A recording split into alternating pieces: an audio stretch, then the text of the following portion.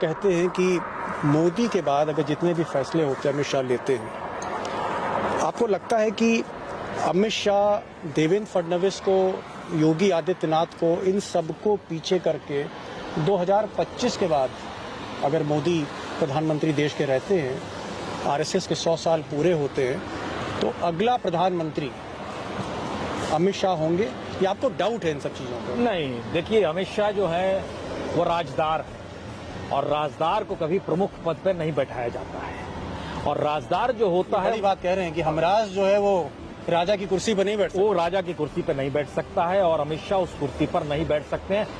वह तो हमें याद है पिछले चुनाव के वक्त में गुजरात के मुख्यमंत्री बनना चाहते थे, गुजरात के मुख्यमंत्री तक उनको नहीं बनने दिया गया। तो आप प्रधानमंत्री का जिक्र कर रहे हैं और अगर आपको योगी आदित्यनाथ नजर कहीं आ रहे हैं या देवेंद्र फडणवीस नजर आ रहे हैं, तो इस दौर में आप प्रधानमंत्री मोदी की हर चाल को जरा पढ़ने की कोशिश कीजिए। वो चौंकाते हैं, उसमें ना योगी फिट बैठेंगे ना अमित शाह फिट बैठेंगे। और देवेंद्र फडणवीस इसलिए नहीं फिट बैठेंगे क्योंकि जिस ओबीसी की लकीर को खुले तौर पर प्रधानमंत्री मोदी ने अपने छाती पर तमगे के साथ टांग लिया है, उसमें वो फिट बैठ ही नहीं सकता है कोई ब्राह्मण। लेकिन लोग कह रहे हैं कि साहब योगी ने पूरी टीम बना रखी है, उसमें कई अधिकारी हैं, कई विधायक हैं, कई मंत्री हैं और खासकर जो ठाकुर लॉबी को बिलोंग करते हैं। पूरा कैंपेन है यूपी में कि 24 के बाद, मोदी के बाद योगी। नहीं, आप कह सकते हैं। और हमें तो ये भी जानकारी है कि राजनाथ सिंह भी है अब योगी के पक्ष में चले गए हैं। हालांकि दोनों देखिए राजपूत हैं और बहुत शालीनता के साथ एक राजपूत को लेकर आया गया जो उत्तराखंड के थे और जो हिंदू महासभा से जुड़े थे, जो आरएसएस से भी नहीं जुड़े थे। आरएसएस ने उन्हें बैक किया।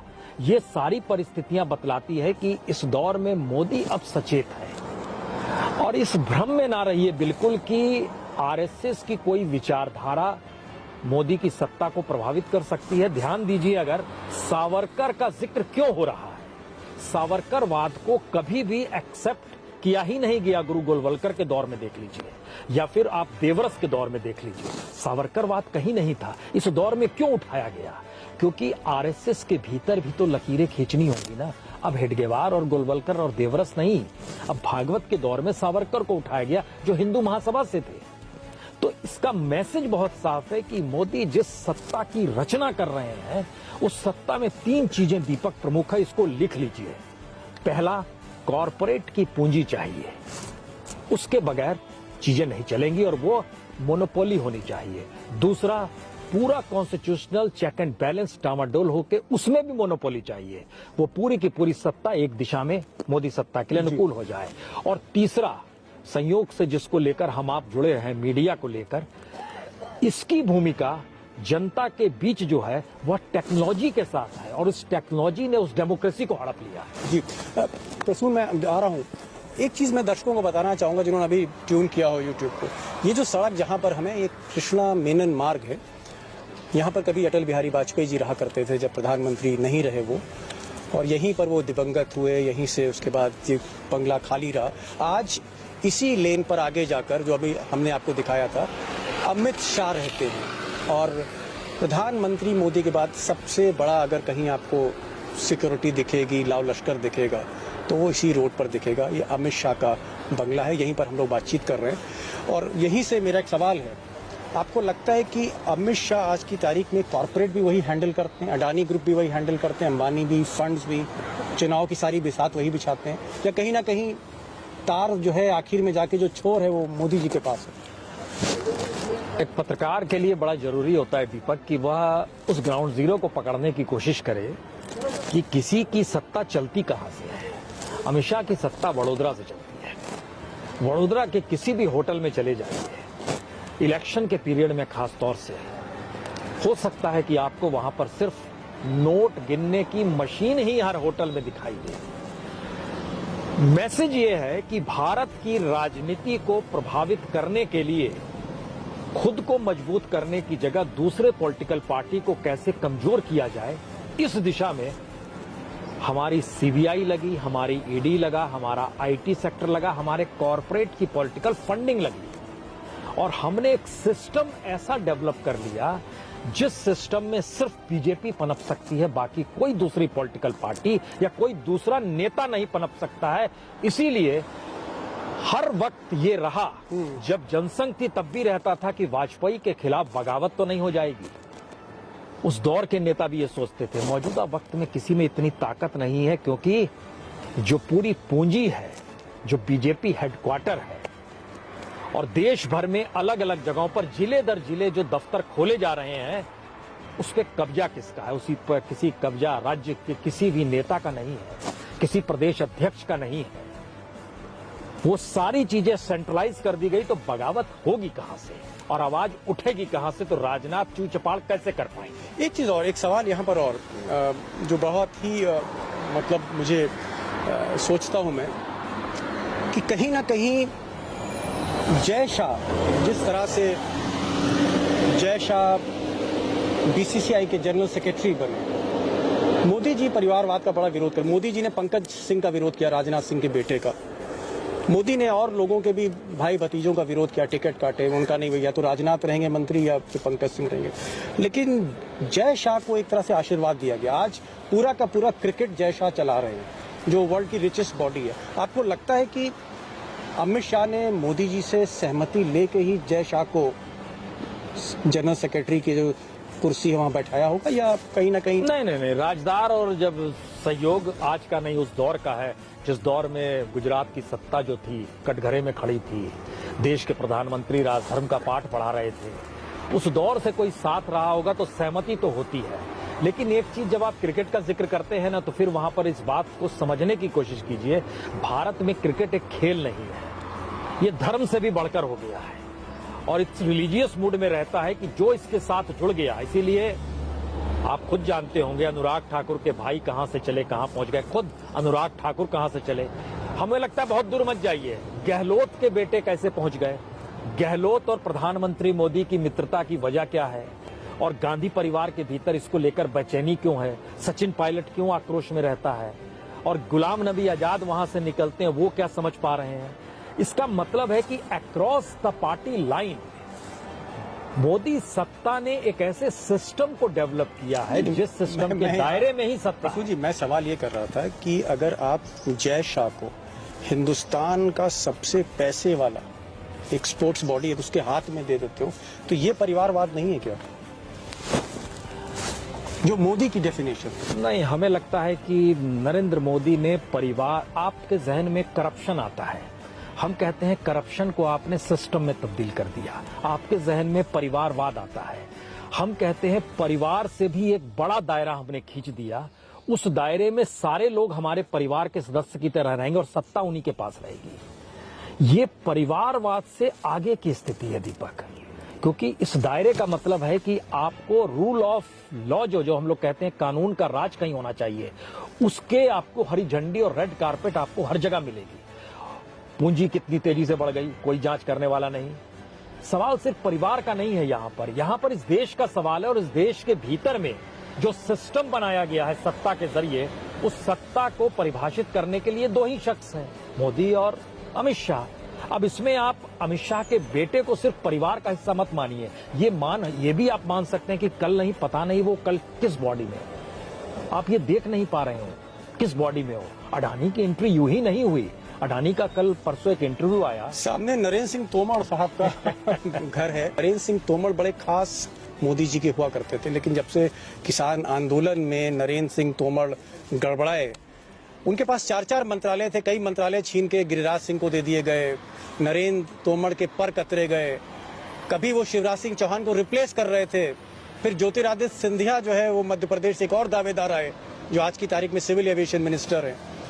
नरेंद्र सिंह तोमर राजदार, हमसफर, हमराज, मोदी जी बड़ी बातें मानते थे। किसान आंदोलन में ऐसा गड़बड़ा है कि मोदी जी ने तो जैसे उनका बस चलता तो चौथा मंत्रालय भी छीन लेते।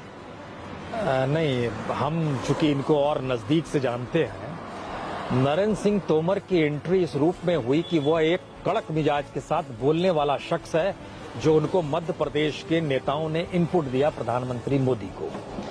लेकिन जब किसान आंदोलन इस देश पर हावी हो गया, तब प्रधानमंत्री मोदी को लगा कि नरेंद्र सिंह तोमर को आगे करके अपने आप को पीछे किया जा सकता है जिसमें वो असफल हो गए। और नरेंद्र सिंह तोमर हर बैठक के बाद कहीं ना कहीं 7 RCR जो अब लोक कल्याण मार्ग है उस दिशा में उंगली दिखा देते थे और कहना पड़ा प्रधानमंत्री को कोई भी मुझसे आकर मिल सकता है, कोई भी फोन कर सकता है। उसी दिन इनकी गद्दी हिल गई थी क्योंकि यह अपने आप को किसान बताते थे, फेल हो गए। एक अंदरूनी बात और आपको बताएं, जो कॉरपोरेट के हाथ में किसानी को सौंपने का जिक्र था, जो सबसे करीब थे, अडानीज का जिक्र जो होता है, अडानी ने प्रधानमंत्री मोदी को कहा आप किसान आंदोलन में जो बड़े किसान हैं और छोटे और सीमांत किसान हैं उनको अलग करके देख रहे और बोल रहे हैं ये आंदोलन बड़े किसानों का चल रहा है, तो आपकी बीजेपी क्या कर रही है, वो छोटे और सीमांत किसान को सामने क्यों नहीं ले आ पाई।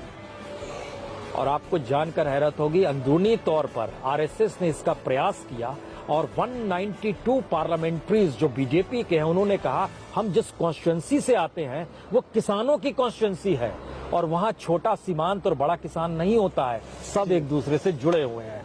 ये बात मोदी समझ गए और फिर माफी मांग ली। ये है कि चलिए आगे चलते हैं। और इधर मेरे आप राइट हैंड की तरफ देख सकते हैं कि राष्ट्रपति भवन है और एक आदिवासी महिला को पहली बार पंडित जी बनाया गया। प्रसून जी, पहली बार एक आदिवासी महिला को राष्ट्रपति बनाया गया और बहुत से वादे किए गए, लेकिन हमने देखा कि कहीं ना कहीं इस पूरी गफलत में, इस पूरे कंफ्यूजन में मुर्मू सिर्फ एक मोहरा बन गई। राष्ट्रपति सिर्फ एक नाम मात्र की। आदिवासियों के लिए अगर इस सरकार को कुछ करना होता तो शायद इतना उत्पीड़न हेमंत सोरेन का नाम होता। जिस तरह से हेमंत सोरेन को ब्लैकमेल की सरकार कर रही है, क्या आप हमारे साथ आ जाओ, बाबूलाल मरांडी को मदद कर दो, कुछ दिनों के लिए हेमंत सोरेन को हम मुख्यमंत्री बना देते हैं, उसके बाद बाबूलाल मरांडी को बना देते हैं। जब हेमंत सोरेन नहीं माने तो आपने देखा कि किस तरह से इलेक्शन कमीशन ने भी उनकी घेराबंदी करी, उनके निजी सचिव को भी पकड़ लिया, उन पर ईडी और सीबीआई दुनिया भर की जांच एजेंसियां छोड़ दी गई। तो जो आदिवासी मॉडल की बात हो रही थी, हकीकत में जमीन पे तो उल्टा हो रहा है। मुर्मू सिर्फ एक प्रतीक कह सकते हैं। नहीं, प्रतीकों को तो चुनना इन्होंने रामनाथ कोविंद को भी चुना था और प्रतीक असल में चुना गया था जब प्रणब मुखर्जी को इन्होंने राष्ट्रपति बनाया था। वो तो सत्ता से निकले हुए शख्स थे, वह तो गांधी परिवार के बेहद नजदीक के शख्स थे। भारत रत्न दे दिया उनको, भारत रत्न दे दिया और उस दौर में राष्ट्रपति बना के उनको भी प्यादे में तब्दील कर दिया। तो आदिवासी तो यूं भी भारत में हाशिए पर रहा है, तो उसमें मुर्मू का आना। और सोचिए एक चीज और बताएं आपको, मुर्मू जो है राष्ट्रपति मौजूदा वक्त में, जब पत्थलगड़ी हुआ था जहां पर आदिवासियों ने कॉन्स्टिट्यूशन के आर्टिकल 5 का जिक्र किया और कहा कि आदिवासियों के अधिकार जब सरकार नहीं दे पाएगी तो हम हमारी गवर्नेंस होगी, उस वक्त पत्थलगड़ी आंदोलन को शांत कराने और राज्यपाल का दरवाजा खोल दिया उन्होंने कि जिसे आना है बातचीत करें। और मेरे ख्याल से जो घुटन राष्ट्रपति भवन के भीतर की होगी अब महसूस कर रही होंगी, ये हो सकता है जिसका जिक्र आप हेमंत सोरेन और झारखंड के जरिए कर रहे हैं। लेकिन सबसे बड़ी परिस्थिति को देखिए, मैक्सिमम आदिवासी झारखंड में है, छत्तीसगढ़ में है, और इस देश के भीतर में जो आदिवासी बहुल इलाकों में जो कैंडिडेट्स चुने जाते हैं वो कैंडिडेट्स ऐसे होते हैं जो कि संपन्न हो उस इलाके के आर्थिक क्षेत्र के हिसाब से। बीजेपी ने उन्हें उठाया है इस दौर में, तो मतलब बहुत साफ है, जिनकी जरा भी जमीन होगी उसको या तो किसी पद पर बैठाकर ऐसा भी हो सकता है कि मुर्मू जो हैं उनको एक जो ओडिशा में जो चुनाव होंगे वहां पर मुर्मू के चेहरे को रखा जाएगा सामने और धर्मेंद्र प्रधान होंगे वहां पर। बीजेपी कोशिश करेगी कि इस बार बीजू पटनायक से ताज छीना जाए। तो मुर्मू आपको एक प्रतीक लगते हैं राजनीतिक चौसर पे मोहरों को, प्यादों को और आगे बढ़ाना? नहीं, ये एक संदेश है बस, क्योंकि इनका जो चुनावी जीतने का जो तंत्र है ना मोदी का, उसमें ये सारी चीजें देखिए रामनाथ कोविंद के समय ही समझ में आ गया था। इनको जब चुनाव जीतना है तो वो कैसे जीतना है, वो कौन सा गिमिक है, उसमें ये सारी चीजें शॉक ऑब्जर्वर का काम करती है कि आप हम डिस्कशन कर लें। देखिए आदिवासी बहुल इलाके के लिए मुर्मू को ले आए थे, ओबीसी के लिए इसको ले आए थे, फला जाति को इन्होंने उठा लिया।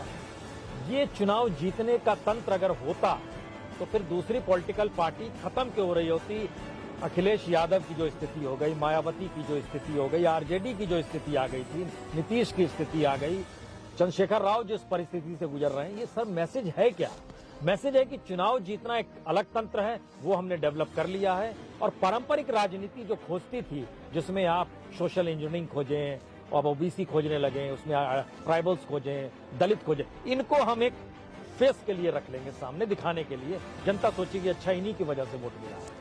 यही शॉक अब्जर्वर होता है कि आपको समाज में शौक ना आने दे। और जनता का हमने वोट नहीं भी दिया तो भी वोट कैसे मिल गया? गुजरात में यही तो बहस हो रही है। इतने वोट 27 बरस के बाद भी 150 सीट असंभव है। इतने मुद्दे सब खारिज हो गए। तो बताया गया नहीं नहीं, मोदी जी वहां लगभग लगातार 18 दिन उन्होंने गुजारे हैं। मुर्मू का तो जिक्र हो गया है। मुझे लगता है कि सामने 3 मूर्ति भवन है, नेहरू जी का आवास जो रहा, प्रधानमंत्री नेहरू जहाँ रहते थे, और नेहरू का जिक्र हो रहा है, तो मुझे लगा कि भारत जोड़ो यात्रा का भी जिक्र हो जाए, बिल्कुल राहुल गांधी का भी जिक्र हो जाए, टी शर्ट का भी जिक्र हो जाए। बिल्कुल। हालांकि आज भी सर्दी बहुत ज़्यादा है, बजाय धूप निकली है लेकिन सर्दी है, और मुझे भी जैकेट पहनी। पंडित जी तो, प्रसून जी तो पूरा मफलर पहन के आए हैं, कोट भी पहन रखा है। ऐसे में टी शर्ट चल रही है आज की तारीख में, कोहरे के बीच में टी शर्ट। आपको क्या लगता है कि सियासत के कोहरे को ये टी शर्ट चीर पाएगी? क्या आपको लगता है कि राहुल गांधी कहीं ना कहीं जो उनकी टैली है 50-55 की, यहाँ से आपको 100-150 पर कांग्रेस को ले जाते दिखेंगे? क्योंकि कांग्रेस अगर 150 पे जाती है तो मुझे नहीं लगता है कि फिर बीजेपी या मोदी उस स्थिति में होंगे जहाँ एक कंफर्टेबल गवर्नमेंट बना सके। देखिए, राहुल गांधी और कांग्रेस, हमको लगता है दोनों को अलग अलग देखना सीखना होगा। राहुल गांधी वो कांग्रेस नहीं है जो इंदिरा और राजीव की कांग्रेस थी, या फिर मौजूदा वक्त में जो आप कतार देखते हैं, किसी का भी नाम ले लीजिए, दिग्विजय सिंह का नाम ले लीजिए, खड़गे का नाम ले लीजिए, कमलनाथ का नाम ले लीजिए, गहलोत का नाम ले लीजिए, ये वो जो कांग्रेस है, राहुल गांधी इससे हटकर है। राहुल गांधी ट्रेंड करना चाह रहे हैं उस जनता को